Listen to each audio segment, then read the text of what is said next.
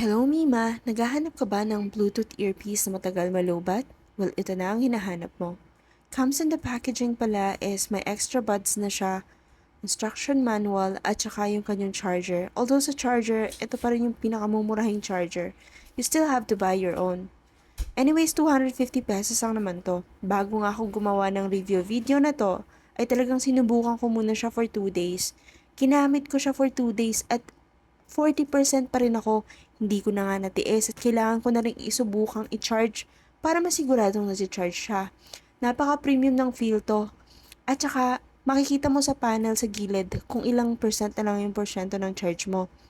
Ganito pala siya pag nakasuot na. Sobrang tight niya sa tenga at sobrang comfortable. Naririnig din pala na maayos yung boses pag nag-call ka, hindi kagaya ng mamumurahing Bluetooth dyan. Kakaiba to, sobrang galing.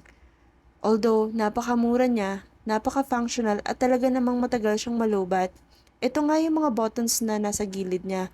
Nandito din yung mouthpiece, dalawa, isa sa taas at isa sa baba. At dito rin yung charging panel niya.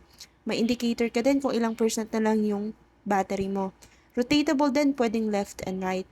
Kaya kung kailangan nyo ng headset na ganito, nasa yellow basket lang or nasa description ang link ng shop dito sa video. Ano pa inaantay mo? Bye na!